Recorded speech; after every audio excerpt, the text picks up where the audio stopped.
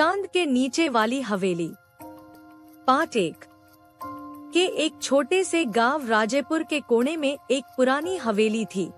सब उससे चांद वाली हवेली कहते थे। रात में जब चांद अपने पूरे रूप में होता, तब हवेली के ऊपर से धुंध का बादल आता और लोग कहते, उस रात कोई वापस नहीं आता। गांव के लोग उस तरफ जाते नहीं थे, पर एक लड़का था, राघव, जो शहर से पढ़ा लिखा लौटा था। उसने सुना कि हवेली कभी उसके दादा के दोस्त की थी और उसके अंदर कुछ रखा हुआ राज है। उसने सोचा, मैं सच पता करके रहूंगा। एक रात पूर्णिमा की थी, चांद पूरा था और हवा ठंडी चल रही थी। राघव टॉर्च लेकर हवेली के अंदर गया। दरवाजा आपने आप खुल गया, जैसे कोई उसका इंतजार कर रहा हो। अंदर हर जगह मिट्टी, जली हुई दिए और एक पुराना रेडियो पड़ा था, जो खुद ऑन हो गया। रेडियो से आवाज आई, वापस आ गया तू, राघव।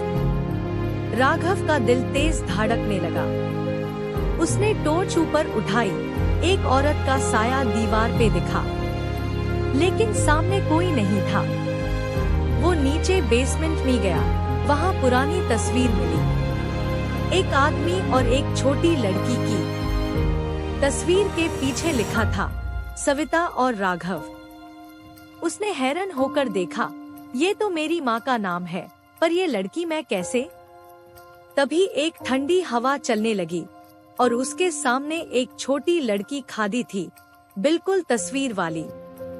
उसने मुस्कुराते हुए कहा, माँ ने कहा था तू वापस आएगा। राघव पीछे हट गया। उसके पैर के नीचे से मिट्टी खिसक गई और एक पुराना सैंडुक दिख गया। उसने खोला। अंदर सिर्फ एक कंगन था और एक चिट्ठी। चिट्ठी में लिखा था, जो इस घर का खून है, वही इसका राज खोल सकता है, पर हर राज एक बोझ होता है। उसने कंगन उठाया, बस इतना करना था। पूरी हवेली हिलने लगी। दीवार पर लिखा आया, तू हाय वो है, और सब कुछ अंधेरा हो गया। सुबह लोगों ने देखा, हवेली दोबारा बंद थी और राघव कहीं नहीं था।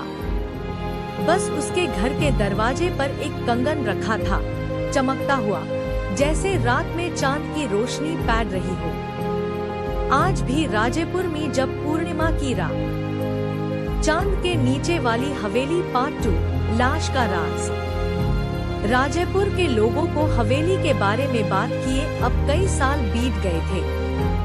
सब कहते थे, राघव वहां गया था और वापस नहीं आया।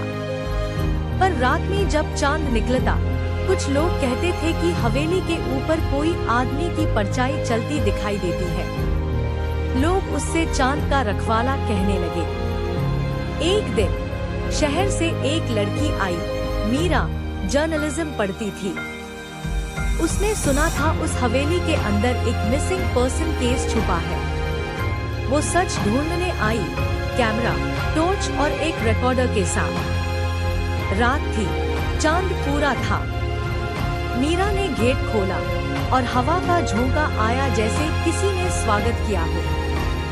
बस अंदर घुसती ही थी कि एक पुरानी आवाज रिकॉर्डर में सुनाई दी, वापस आ गया कोई। रिकॉर्डर ऑफ था, पर आवाज रिकॉर्ड हो गई। उसने टॉर्च घुमाई और दीवार पे लिखा था, जो सच खोजता है वो खुद राज बन जाता है। बेसमेंट में उसने एक पुराना सैंडुक देखा, जिसमें सिर्फ एक कंगन और आधे जले कागज थे। कागज में लिखा था, राघव मर नहीं गया, यूं कुर्बानी देनी पड़ी। तभी उसके पीछे से किसी ने कहा, तू भी जाने को तैयार है क्या? मीरा ने मुड़कर देखा, एक आदमी खड़ा था। चांदनी में उसका चेहरा धुंधला, आंखें सेफ जैसे जले दिए। वो था राघव। उसने धीरे से कहा, मैं उस दिन राज खोलने गया था, पर राज ने मुझे ही अपना लिया। ये हवेली एक आत्मा का घर नहीं, एक पाप का जिंदा कब्रिस्तान है। मीरा का कैमरा बैन हो गया।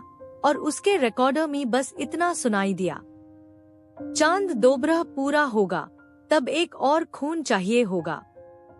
अगली सुबह लोगों ने देखा, हवेली के गेट पे एक नया कंगन पड़ा था और उस पर लिखा था, मीरा।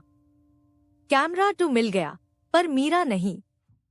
और तब से जब भी पूर्णिमा की रात आती है, लोग कहते हैं हवेली के ऊपर अब दो परछाइयां दिखाई देती है, एक राघव की और एक मीरा की, दोनों चांद के नीचे किसी तीसरे का इंतजार करते हुए।